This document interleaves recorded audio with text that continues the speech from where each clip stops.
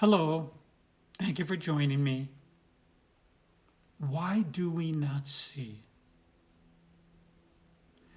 There is an old story about a student who came to a rabbi and said, "In the olden days, there were men who saw the face of God. Why don't we anymore?" The rabbi replied, "Because nowadays no one can stoop so low. We all believe we are just so grand." As we have looked to measure and define those aspects of life that are readily evident, we have closed off a greater awareness that humans once possessed. The poet Novalis in the 1800s wrote in his story of the blue flower in his book Heinrich von Offerdingen, great name. In the book his character said, "In olden times, the whole of nature must have been more alive and conscious than it is today. So it was possible for ingenious men to do things and produce phenomena which we now consider altogether incredible and fabulous. Since we no longer communicate with nature, the spirits of nature have backed away from making themselves more evident.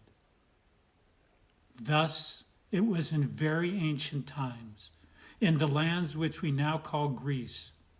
So travelers say, who have heard these tales told, they are even today by the present folk. There were people in those olden times who were able to apply the strange sounds of their marvelous instruments in such a way as to awaken the secret life of the forest, the spirits hidden in the tree trunks. They could revive the dead seeds in barren wastelands so that gardens would blossom forth. These ancient people tamed terrible beasts, and they could transform raging torrents into still waters and transport even dead stones into regular dancing motions. The essences within objects revealed their inner virtues, and those who would listen learned the healing powers of numbers, plants, and all creatures. So it was in the past. But everything moves in nature. The motion of vibration came into being at the time of creation. All objects at an unconscious level carry the knowledge of their origin and function. The different rates of vibration create shapes, sounds, colors, tastes, and odors that we can perceive. Some frequencies create forms and move in cyclical patterns that we cannot immediately perceive because they operate on a different wavelength than we do. But it is through mental means, such as meditation, we all have the ability to change our frequency. We can all learn to match our vibration to the vibration of something else that we wish to become in resonance with. We can slow our vibration down to the rate of the stone people, and we can learn the wisdom that rocks have accumulated throughout time. We can speed up our rate of vibration and come into contact with the spirit world. Our mind and emotions are tools that allow us to create astral vibrations that create an energy that travels throughout the cosmos the same way that sound and light vibrate.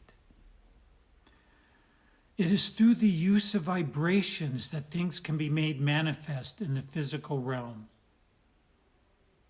The manner in which this is accomplished is through the proper state of our consciousness.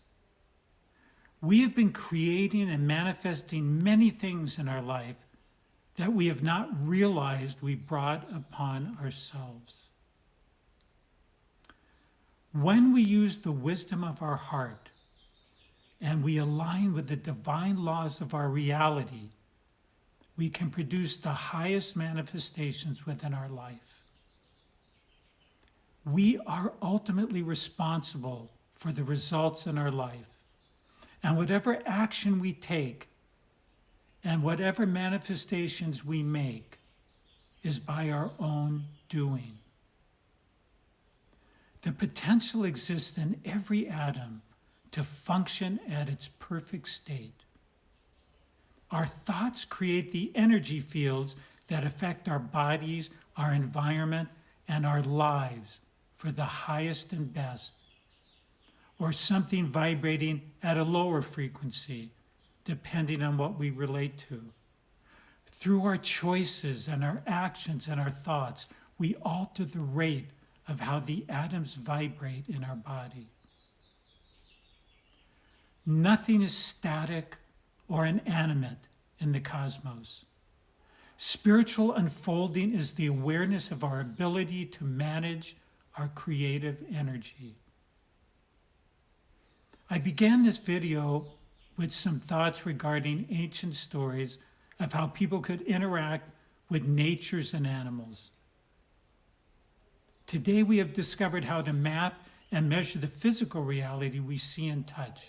The ancients knew how to come into resonance with the energy that creates and animates all physical objects.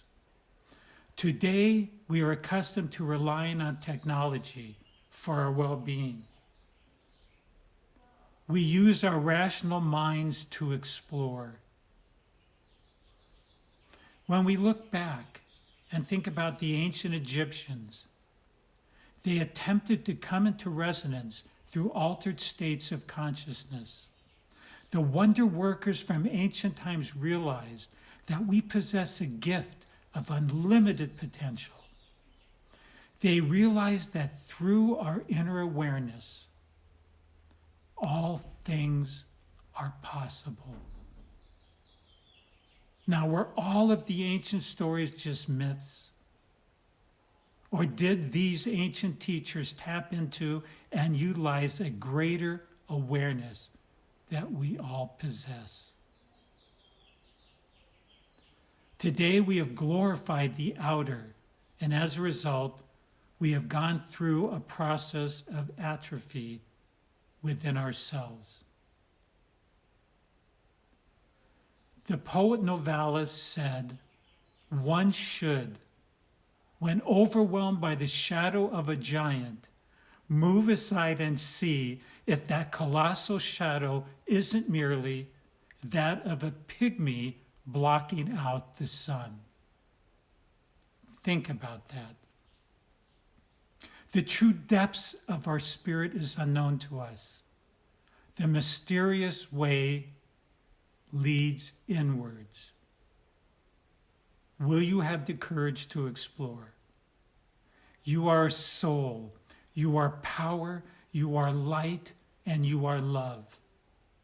I share this wisdom of the ages with you, with love, in love, and through love.